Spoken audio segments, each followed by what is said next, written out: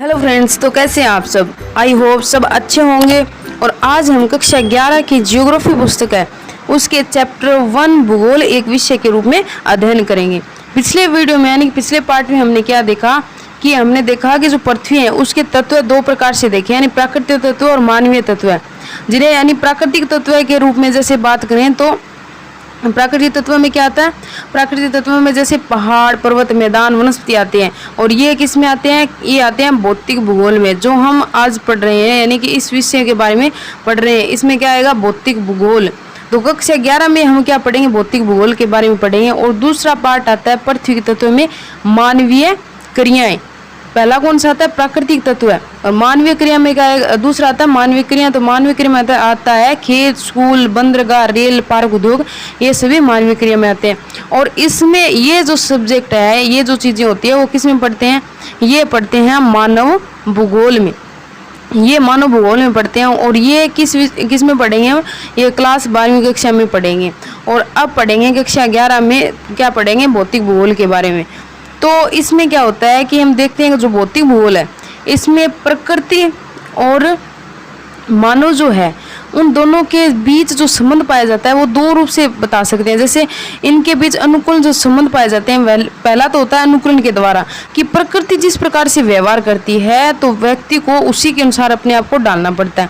पहला तो ये तरीका। दूसरा अपरिवर्तन, यानी प्रकृति है उसको उसमें किसी प्रकार से मानव क्या करेगा, परिवर्तन करके है वो वहां पर रहता है, तो वो क्या होगा, दूसरी प्रकार से अनुकूल संबंध होगा। तो इसके बारे में हम अध्ययन किया हमने। और अब इसमें क्या पढ़ेंगे कि भौतिक भूगोल है, भौतिक भूगोल के बारे में पढ़ लिया। और अब पढ़ेंगे भौतिक भूगोल है वो अन्य विषयों के साथ किस प्रकार से जुड़ा हुआ है। यानी कि हमने देखा समाकलन का मतलब क्या होता है, किसी विषय में समाहित होना, यानी एक विषय दूसरे विषय से किस प्रकार से जुड़ा हुआ है। तो सबसे पहले बात करेंगे भौतिक भूगोल है वो प्राकृतिक विज्ञान, उसके बाद देखेंगे भौतिक भूगोल है सामाजिक विज्ञान से किस प्रकार घनिष्ठता से जुड़ा हुआ है। तो चलो स्टार्ट करते हैं। तो भौतिक भूगोल की सभी शाखाएं जैसा कि रेखा चित्र में दर्शाया गया प्राकृतिक विज्ञान की अंतरापृष्ठ है। अर्थात भौतिक भूगोल की जितनी भी शाखाएं वो प्राकृतिक विज्ञान से जुड़ी हुई, यानी प्राकृतिक विज्ञान से संबंधित है। और परंपरागत भौतिक भूगोल भौमिकी, मौसम विज्ञान, जल विज्ञान, मृदा विज्ञान इससे संबंधित होती है। इसी प्रकार भू आकृति विज्ञान, जलवायु विज्ञान, समुद्र विज्ञान किसमें, जल विज्ञान में। और मृदा भूगोल का प्राकृतिक विज्ञान से क्या होता है, निकटतम संबंध होता है। यानी प्राकृतिक विज्ञान से ये क्या है, आपस में जुड़े होते हैं।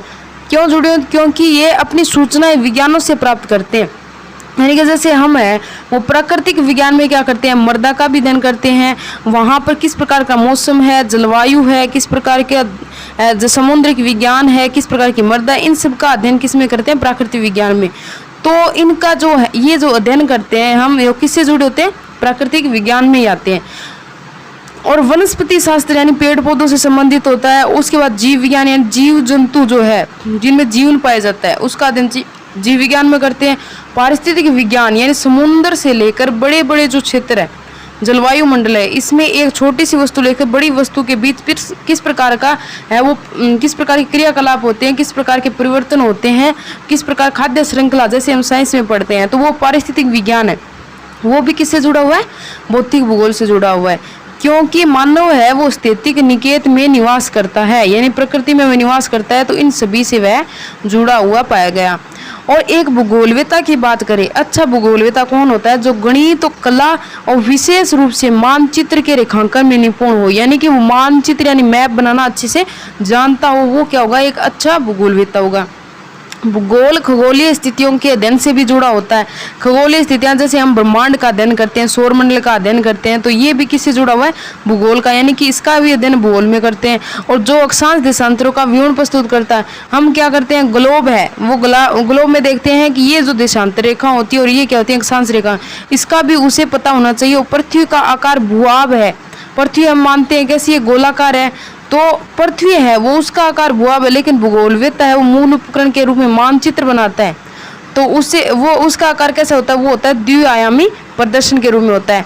भूआब को द्विआयामी में परिवर्तन करने का साधन लेखा चित्र यानी हाथों के द्वारा बनाए गए रेखांकन के द्वारा निरूपित किया जाता है। और रेखात्मक तथा परिमाणात्मक तकनीक में गणित, सांख्यिकी, अर्थमिति में प्रवीणता की आवश्यकता होती है, उसे इन सभी चीज़ों की जानकारी होनी चाहिए।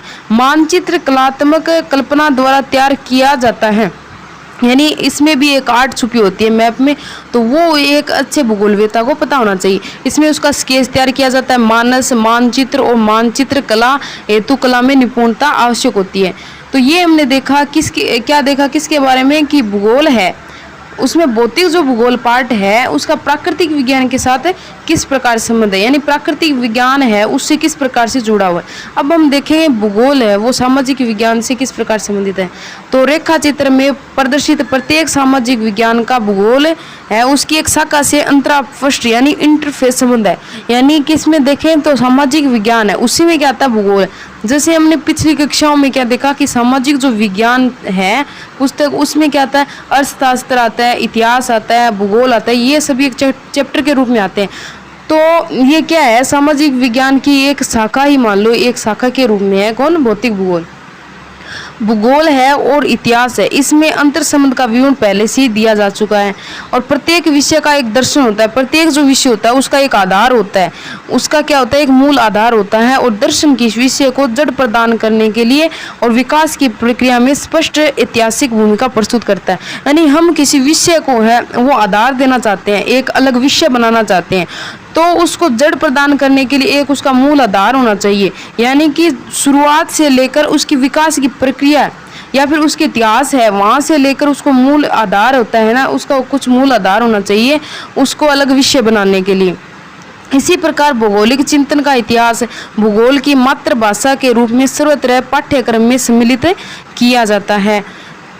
और सामाजिक विज्ञान के सभी विषय यानी सामाजिक विज्ञान से जितने भी जो विषय जुड़े होते हैं, जैसे देखिए समाजशास्त्र है वो किस में आता है, सामाजिक विज्ञान में आता है। राजनीति हम पिछले वाले वीडियो में पढ़े थे कि किस प्रकार से राजनीति या सामाजिक विज्ञान से जुड़ा हुआ। उसके बाद अर्थशास्त्र यानी इकोनॉमी से जुड़ी हुई है।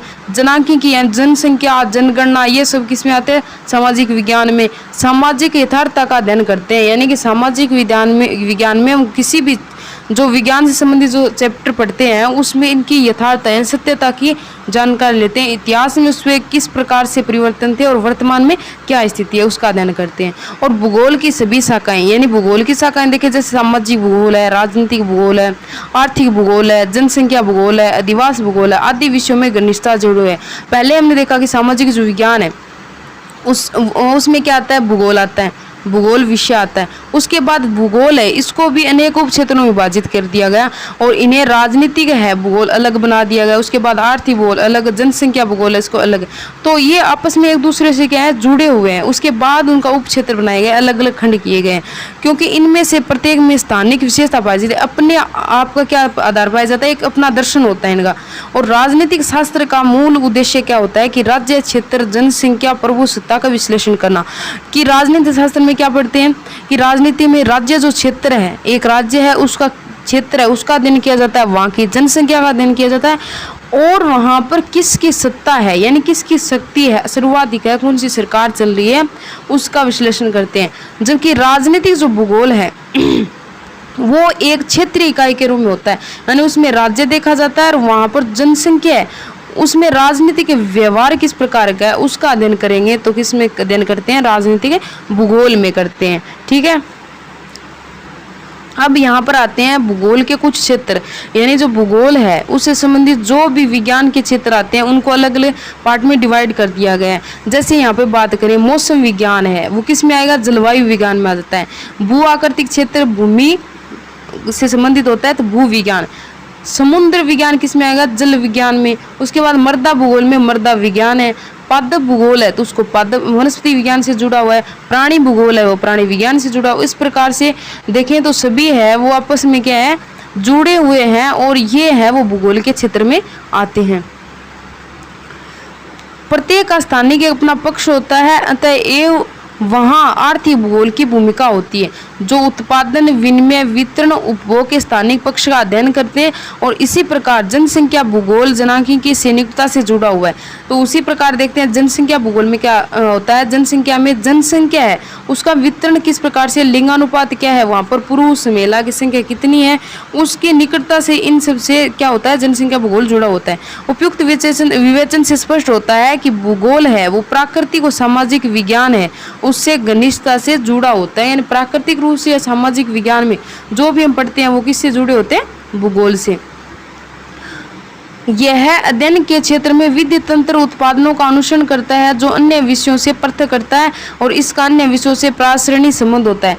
जबकि देखें तो अन्य सभी विषय उनका अपना एक निजी विषय क्षेत्र होता है। कुछ विषय देखते हैं जैसे मैथ है, उसका क्या होता है, वो अपना एक निजी क्षेत्र होता है, लेकिन भूगोल है वो सभी विषयों से जुड़ा होता है। भूगोल का अपने विषय अपना अलग विषय होता है। उसके बाद देखेंगे भूगोलवेत्ता है वो सहयोगी विषयों से प्राप्त सूचना और आंकड़ों का प्रयोग करते हुए क्षेत्र के परिप्रेक्ष्य में उसका संश्लेषण करता है। भूगोलवेत्ता क्या करता है कि कोई भी जो विषय है, भूगोल से संबंधित कोई विषय है, उससे प्राप्त आंकड़े हैं यानी सूचना है, उसको प्राप्त करता है, उससे संबंधित आंकड़े, वहाँ पर कितनी जनसंख्या है, किस प्रकार की व्यवस्था है, उसका प्रयोग करता है उस पर। उसके बाद क्या करता है, उसका पूरा संश्लेषण करके उसके बारे में बताता है।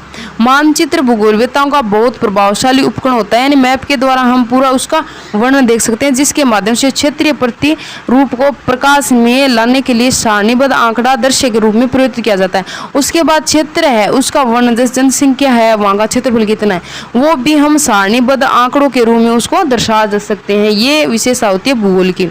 उसके बाद हम पढ़ेंगे भूगोल की शाखाएं, यानी भूगोल है उसमें कौन कौन सी शाखाएं आती है।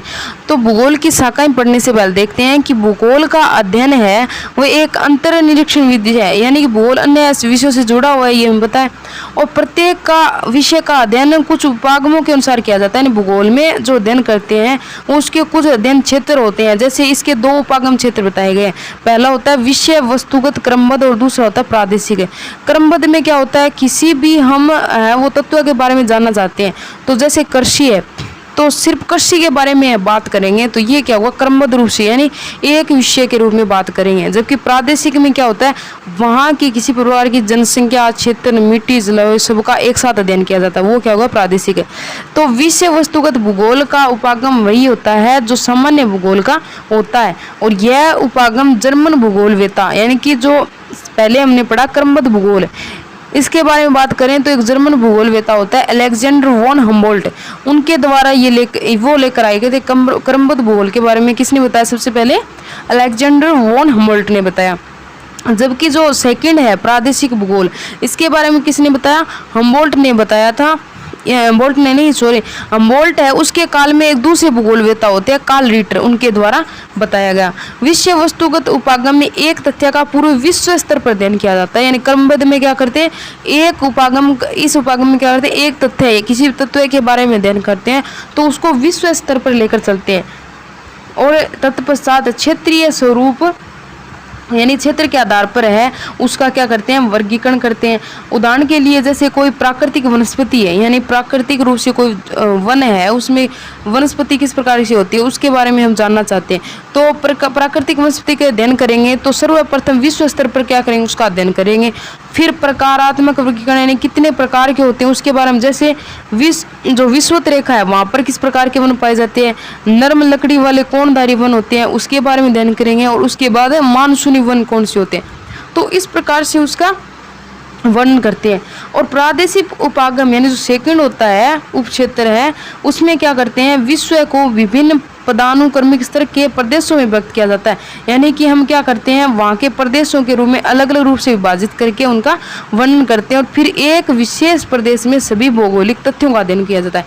पहले तो उनको प्रदेशों को अलग विभाजित किया जाता है, फिर एक विशेष प्रदेश को लिया जाता है और वहाँ पर भौगोलिक या फिर प्राकृतिक तथ्य कौन कौन से होते हैं उसके आधार पर अध्ययन करते हैं।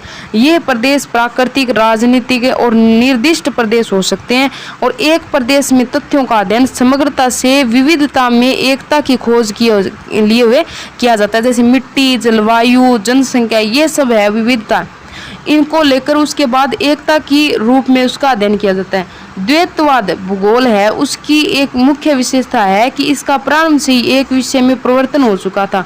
द्वैतवाद यानी द्विधा अध्ययन में क्या होता है, अध्ययन में महत्व दिए जाने वाले पक्ष पर निर्भर करता है। पहले विद्वान है और भौतिक भूगोल पर बल देते थे, यानी पहले क्या करते थे, भौतिक भूगोल है वो उसके बारे में ज़्यादा बताते थे, लेकिन परंतु बाद में क्या बताएगा कि भौतिक भूगोल से पहले प्रकृति में कौन रहता है, मानव रहता है, यानी वो धरातल से जुड़ा हुआ है और वह प्रकृति का एक सबसे अनिवार्य, यानी सभी चीज़ों को छोड़कर सबसे अनिवार्य अंग क्या होता है, मानव होता है प्रकृति का। और उसने सांस्कृतिक विकास के माध्यम से योगदान दिया, यानी अपने समाज का यहाँ पर क्या क्या निर्माण किया है, यहाँ पर विभिन्न प्रकार की क्रियाकलाप करता है, तो वो प्रकृति से जुड़ा हुआ है।